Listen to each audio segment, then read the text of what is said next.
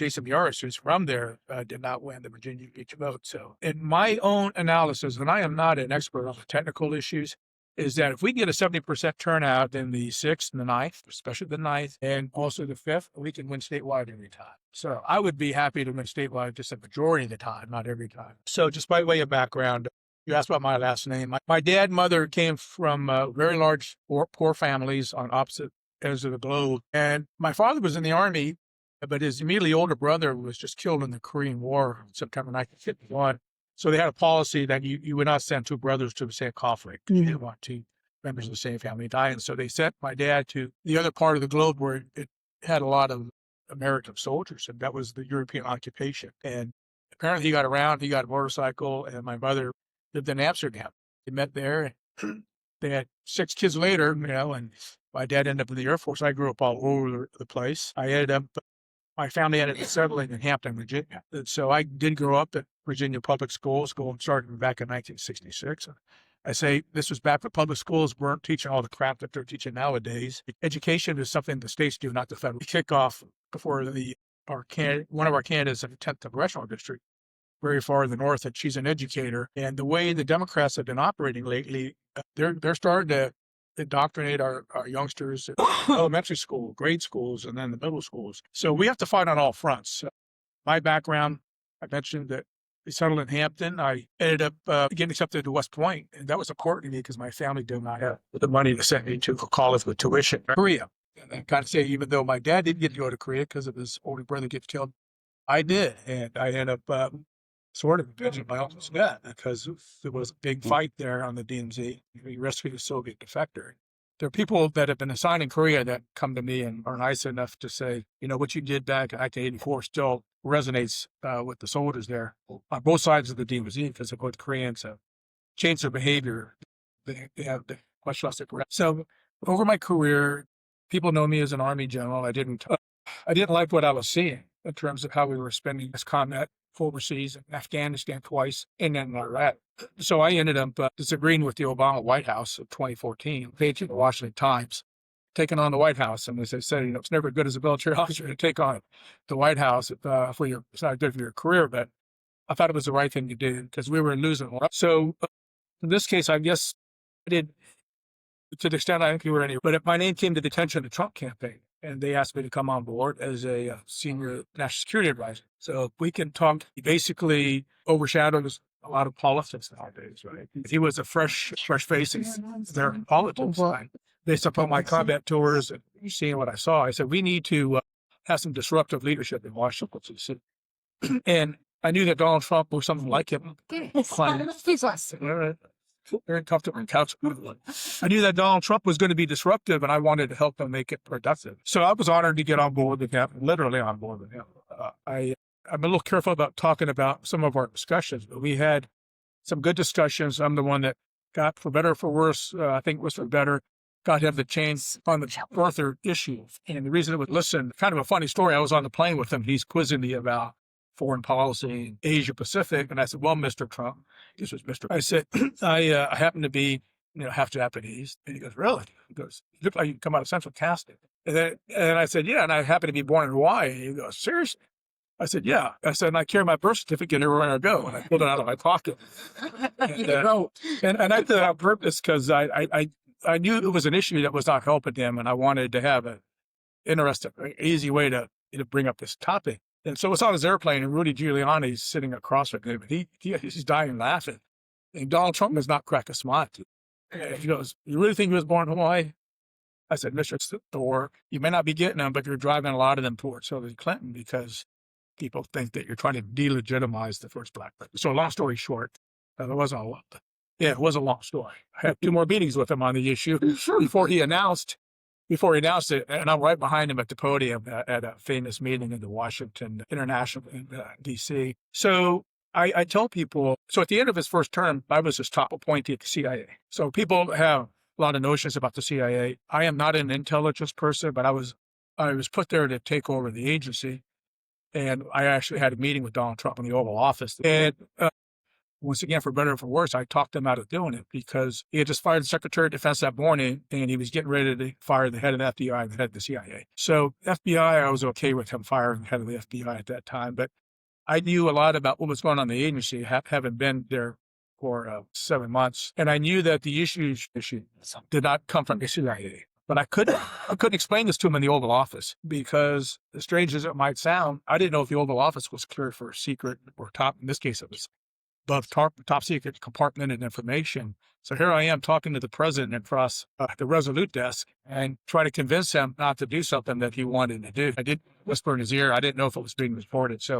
But he followed my advice against what he initially wanted to do. And so there were maybe 3 times I had a discussion with him, and he listened to me. One time he did follow my advice. And he said, "Then marry him." And I'm thinking, I don't know what I said.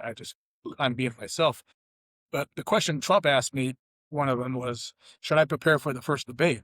And the debate was going to center on his role as a commander-in-chief. And some of you might recall that was the main attack vector on Donald Trump, was that he didn't have the temperament to be the commander-in-chief. And as a retired 2-star, I was in a unique position to say he did, but I also knew a lot about the role of commander-in-chief under our. I used to teach this when I worked in the Senate. I did work in the Senate at a very high level, to all the brand new 1-stars among all the services about the different constitutional provisions that affect our armed forces. And so I said, yes, Mr. Trump, you should definitely prepare for this debate because that issue is your main vulnerability, and I can give you some good answer. But before I could explain it to him, he goes, well, you're wrong. I said, why? He says, because I think it's important to just be myself. And I looked at him. I said, you know what? You won the nomination. I like what you're doing. I said, okay. I said, you're right. It's important to be yourself. After the debate, he came and told me I was right. I thought he was But, I think you do have to be yourself. Trump even admits he's got personality. He's asked to come on board. I said, okay, I want to just be upfront that my main advice to him is going to be he needs to start acting presidential. And if he could just start acting president, the issues with him would have been solved. But they came back to me and they told me, Melania's been telling him that. He's not listening to her, not listening to you. So I said, well, we got that out of the way. And so anyway, I get back to the education thing. I got a call that said he wants to announce your name at the last debate. I mean, at the next debate, because he kept getting needled on who his foreign policy advisors were. So he wanted to have some names, and Julia picked it out. He was afraid to try to pronounce my name. He did not get asked a question at the debate, but I had 24 hours to decide, just like I had 24 hours to decide my aiming to get in this race. It was a snap decision because it was something we couldn't waste some time on with the Trump thing.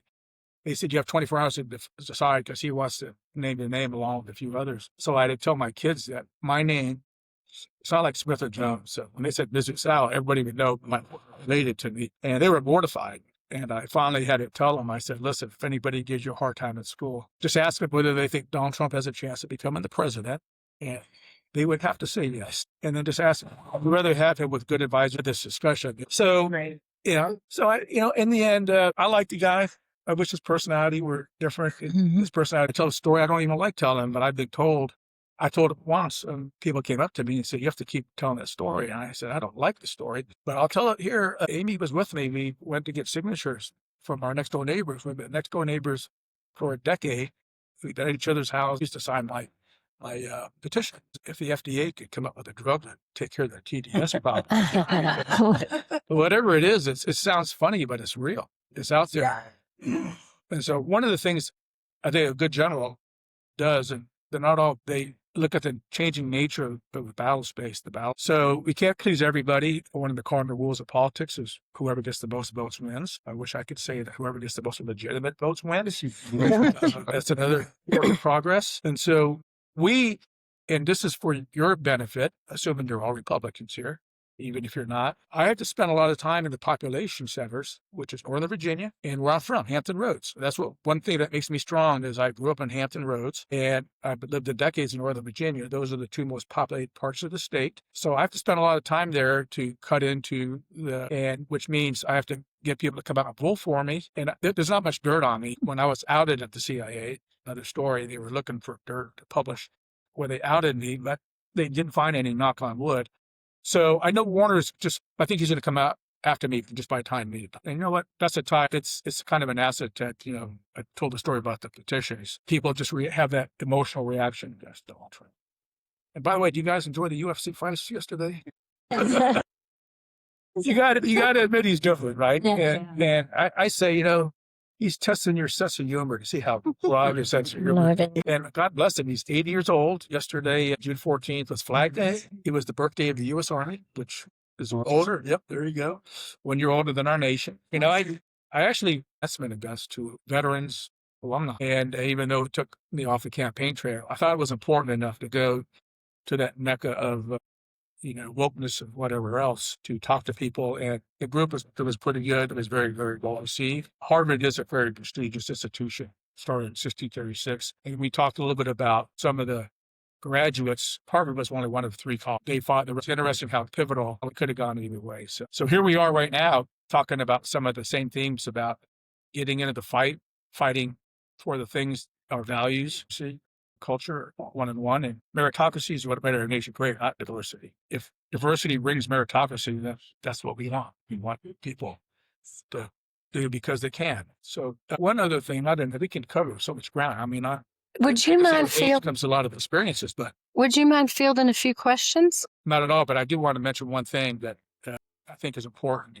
If you're looking at all the other candidates, those who know professions that I've been in will know there's a big difference. I mentioned I did work in the U.S. Senate. I was a 3-star equivalent professional staff member. So I do know the institution. Then I've succeeded in the institution of actually getting major things done.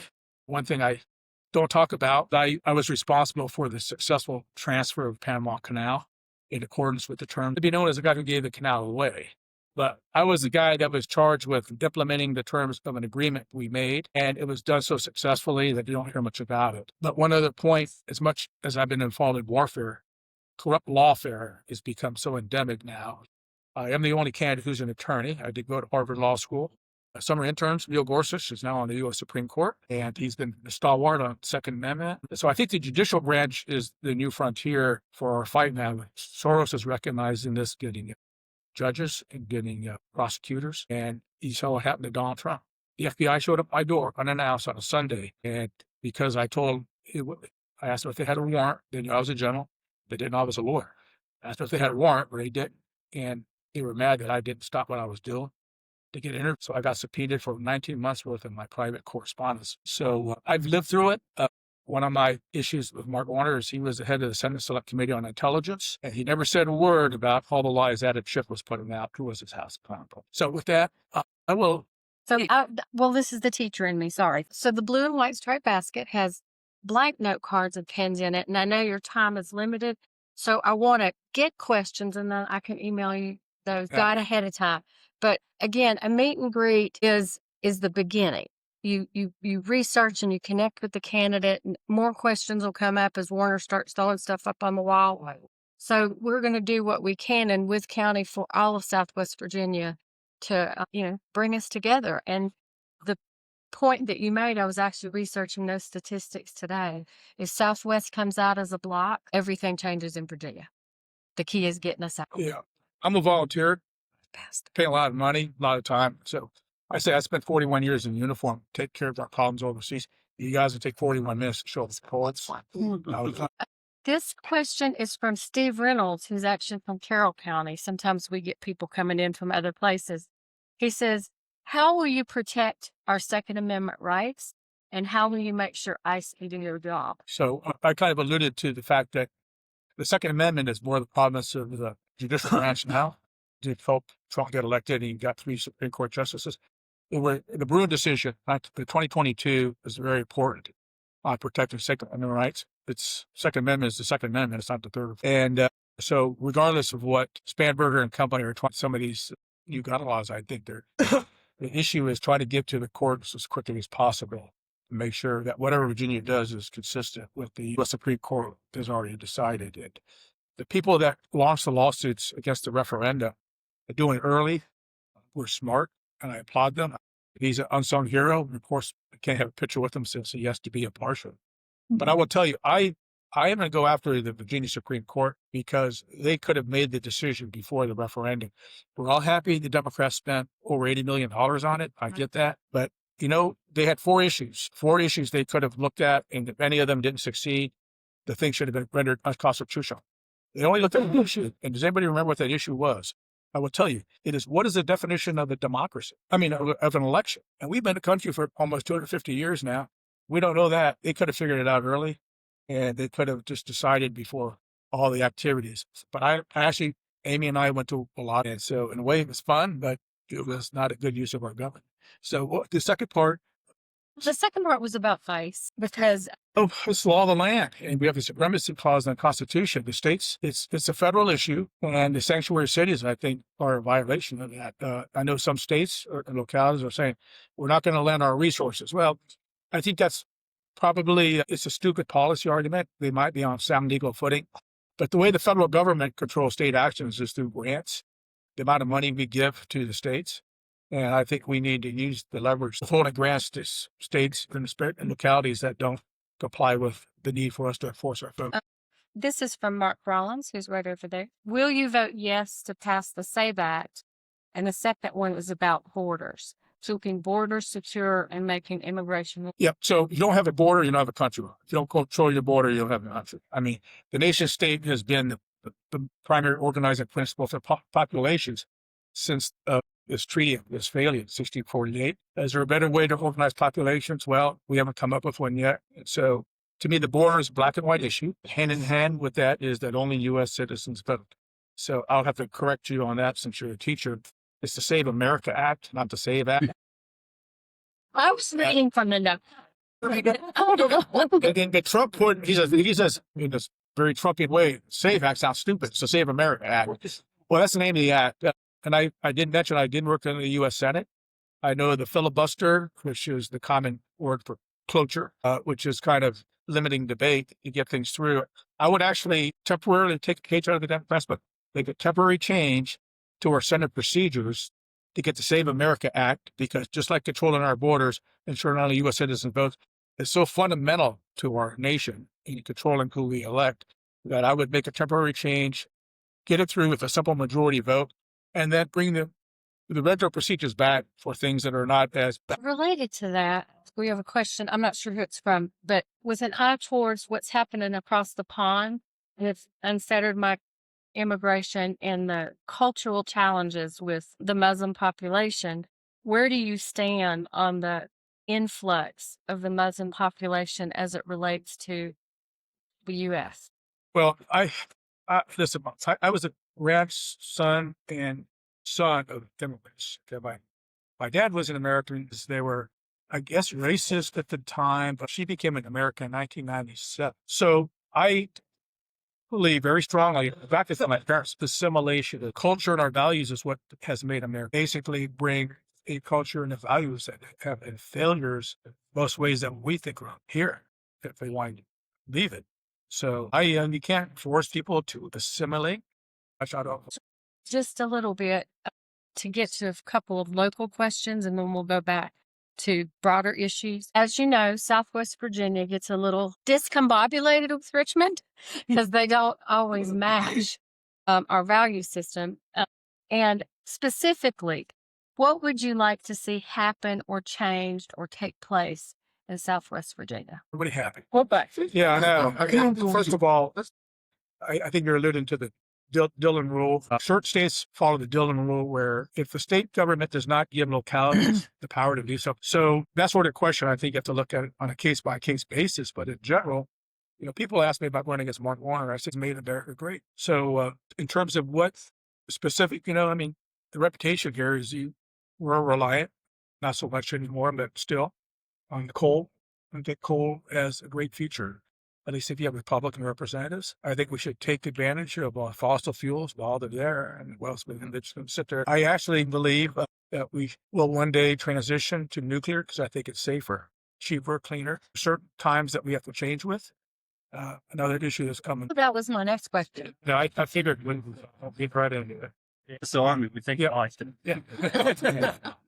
Good RV guy back here. Do you want to take that one? I got you back then. You want to take that one for me? That would service if I would stand up there and say, as your senator, I may not come to your locality.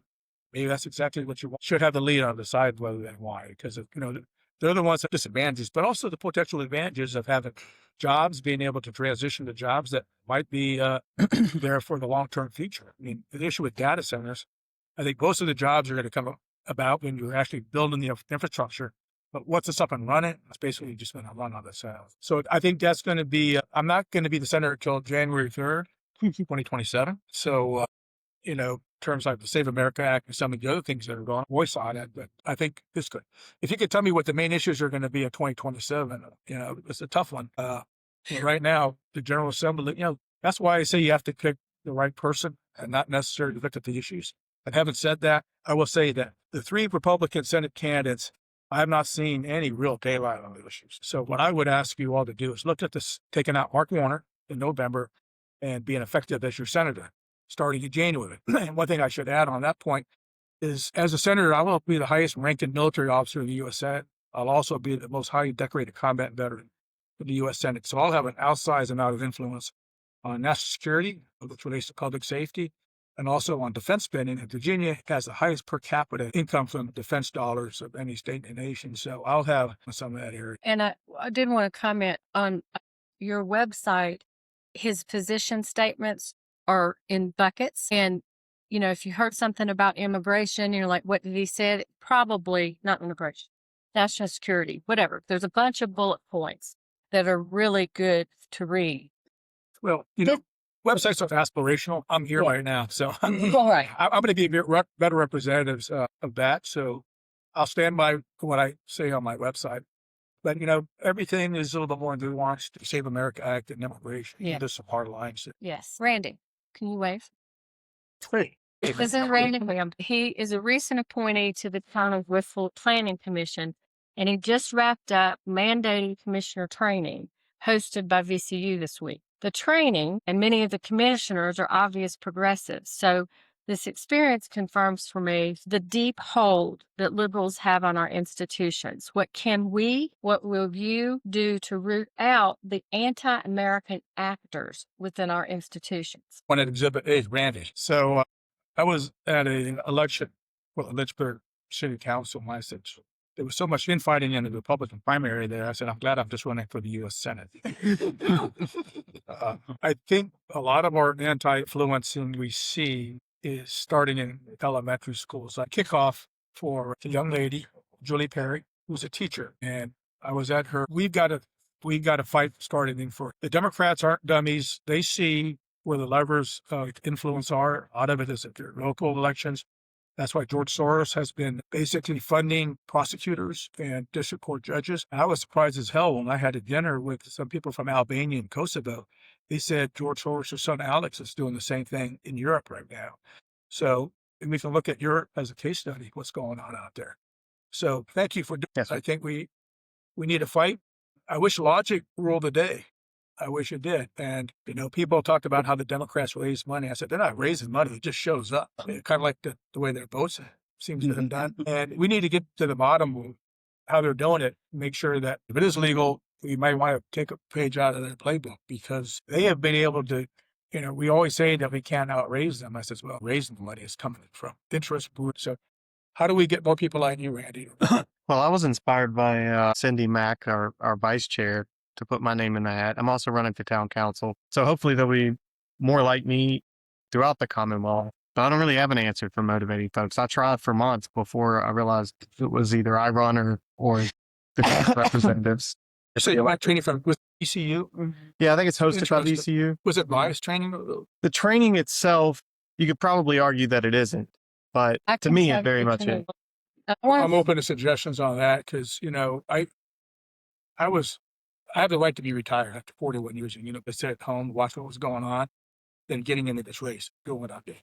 So what's your position on eliminating taxes on Social Security, or eliminating property taxes for seniors, or eliminating the IRS by going to a flat tax or fair tax? Man, did I pick a hard one. Do it in 5 minutes. Oh, well, I don't think most people realize Trump's top legislative priority after he was elected in November 2024, and aiming was to extend the Tax Cut and Jobs Act of 2017. What happened was the Tax Cut and Jobs Act, which basically lowered all the rates, and it expanded the tax brackets, and it gave more deductions to both individuals and businesses would have expired December 31st, 2025, if they did not pass OBA, the One Big Beautiful Bill Act, in order to extend it indefinitely. And so people don't really realize how big of a deal that was, because it was a continuation of the 2017 Act. If we would have reverted back to the Tax Reform Act of 1986, everybody would be, you guys would have hit the ceiling, because the rates were so much higher. So everybody wants to lower taxes, but I think when they passed the One Big Beautiful Bill, it did that in terms of not taxing Social Security. Okay, so in order to get that act through, we had to use reconciliation procedures in the Senate. What that means is it had to be revenue neutral, which means that you couldn't cause any more money to be needed. The reconciliation allows you to get a bill through with 50% majority. If it would have gone through the traditional process in order to eliminate, and I don't want to get into all the details of what it did, but what it did is it gave the senior deduction bonus to compensate, but your higher income phases it out. But the problem is it never would have passed through the traditional method. It would have required a 60-vote supermajority. So technically, there's still taxation on 85% of Social Security for people who are in a very high, not even very high, people are in a relatively high income, and they're taking the standard deduction. They're itemizing the deductions. They're not taking advantage of it. They see the bonus deduction. So it gets a little bit detailed, but when people say that he wasn't exactly, so I see a couple of seniors out here. I hate to admit, I'm assuming. What tax? Yeah, full tax. Property tax. Well, brought up the localities. The localities decide property taxes. There's been some revolts, and that's how localities are making their money. People are paying through property taxes the educators who are teaching things that we don't like them to teach. And so I think there needs to be more revolt to make sure that property taxes are being used, because I think they're made in countries. You know, our great minds in Southwest Virginia are not think alike. So we got several duplicate questions. So we're down to 1, 2, 3, 4, and these two related 5. So if we could transition in here, we're going to do the opening read. You can have water, and then I'll just go right to questions. go right into questions, Okay. because I think most people have met you now. Yep. I just wanted to say thank you so much for sitting down with us. I know you've had a long day, but to come down here means a lot to us. All right.